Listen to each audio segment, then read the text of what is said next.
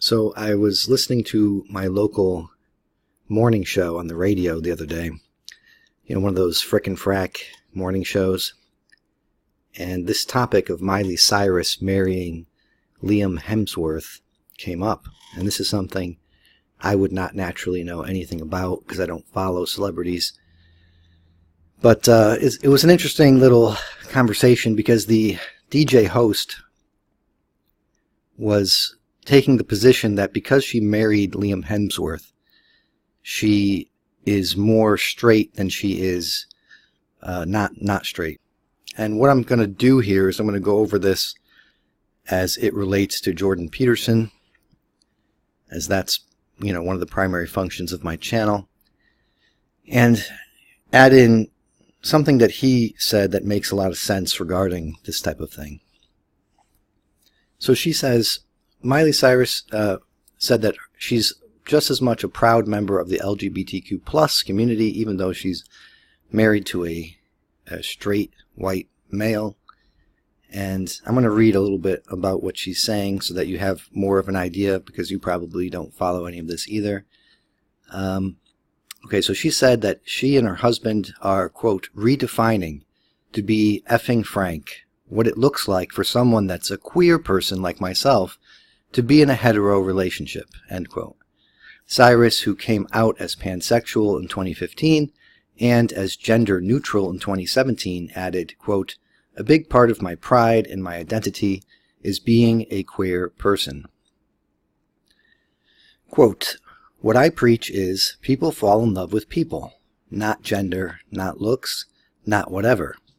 What I'm in love with exists on almost a spiritual level. Now, just to interject, well, you know, there is a spiritual nature to a relationship, and it does go beyond that kind of thing. So some of that is true. So you can see there's a kernel of truth here, which probably makes this powerful to a certain segment of the population. Quote, it has nothing to do with sexuality, she explained. Quote, relationships and partnerships in a new generation. I don't think they have so much to do with sexuality or gender. Sex is actually a small part, and gender is a very small, almost irrelevant part of relationships. Now, I don't know if I need to read any more about this in the article, because you probably get the idea here. But you can imagine a lot of what she's saying would be said to a gay man who's married to a woman in the 1950s.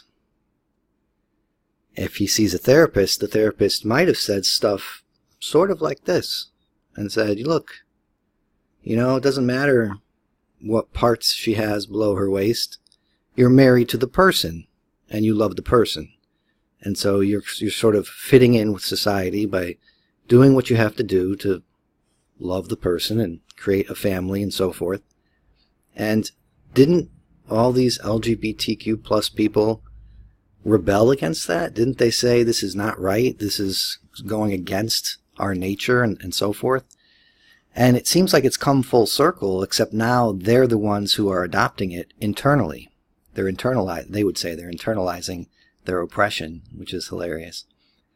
So it's kind of a facet that I don't see anybody who is a proponent of gay rights or something like that, that I don't see them making this point very often, that what she's saying here and what is going on, I see it in a lot of my liberal friends on Facebook, is that they're adopting a sort of mentality that was really what they rebelled against in the first place.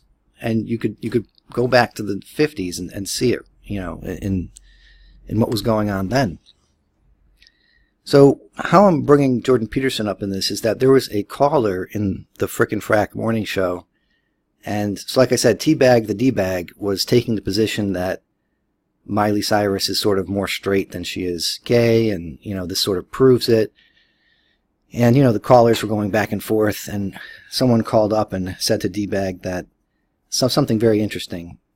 That this caller was gay, and he said that what he noticed in a lot of his friends is that they've adopted a sort of new language, And you can see it here in this article where she says she's gender neutral and she's pansexual, and there's a hetero relationship versus other types of and this new language. And I think this gay guy could be called a traditional gay, in that he likes his men with a penis and not a vagina.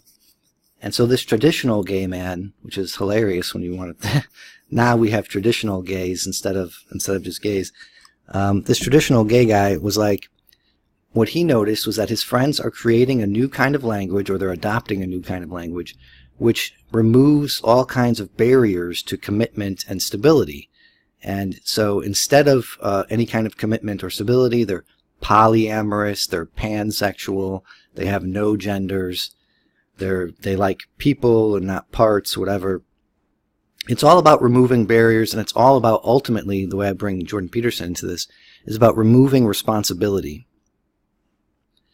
So, and now I'm going to get into just anecdotal stuff. The stuff I see from my more liberal friends on Facebook is just a constant chaos in their life regarding particularly their sexual identity and their relationships. Nothing can be held stable in this way of operating in the world. And this now, again, goes back to Jordan Peterson, and I like how I think he described, you can describe society or civilization in a few different ways. One of the classical ways is the wheel, and I think you can, he uses the city perhaps as another one. Let's stick with the wheel for now. If you have a wheel, outside of the wheel, the circumference of it is sort of spinning around, right? And the center is not spinning like it is on the outside. It's a much smaller rotation or speed. And society, conservatives in society are sort of the center of society. They're the stable part, the more stable part. And so they conserve tradition. They don't experiment with new ideas very much.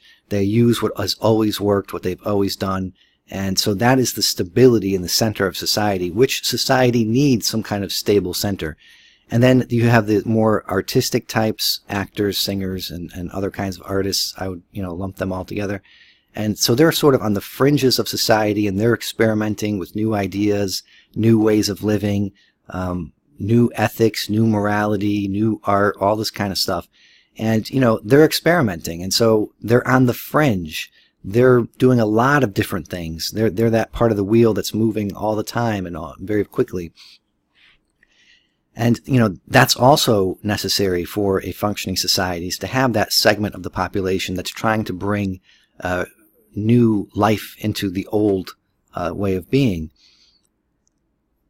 But it's important to understand that you need both. You can't just have a society that's all artistic and experimental, because there will be no stability and it will fall apart. And you can't have a society that's just all conservative and all traditional and all stable, because it will stagnate and ossify, and it'll become like the ancient Egypt, where things will just get too rigid, and then it will break from being too rigid.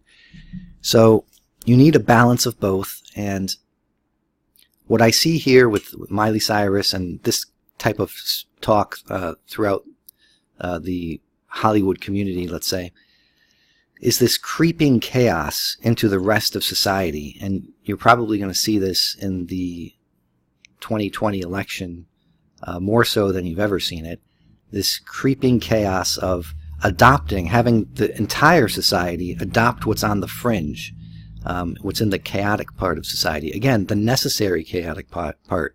But it's not good to have the entire society adopt what has been going on experimentally, at least in the short term, in that part of society.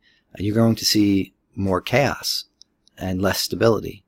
And this is why I think Jordan Peterson's work is so valuable and so important for people to understand properly, that he's looking for a balance. He's looking for the proper kind of stability that's not going to be stagnant, but alive, living, that's balanced. I hope people, I'm trying to convince some of my more left-leaning friends to take a look at Jordan Peterson. I hope they can understand that, and they can look at what he's doing and understand that it's not good for society to become totally artistic and totally chaotic in that fashion. And breaking down all these traditional barriers leads to a very, very hard life. It's not something, at least from what I've seen, it's not something that, yeah, there are a lot of joys, there's a lot of libertinism and fun in that way, but there's a lot of heartbreak and sorrow and depression, and what sometimes what follows is drug abuse, and physical abuse, and all kinds of different things that destroy lives. And it's just a very scary thing that my morning show, my local morning show, Frickin' Frack with T-Bag the D-Bag, kind of made me laugh, but it also made me think. You know, I wasn't aware of this Miley Cyrus stuff, but it's definitely something that millions of people are looking at, and millions of people are sort of watching it and taking it to heart. And you know, who knows what's going to happen? Like I said, we're going to see more of this in 2020 for sure. So if you like this sort of thing, please give the video a like and subscribe. Thank you.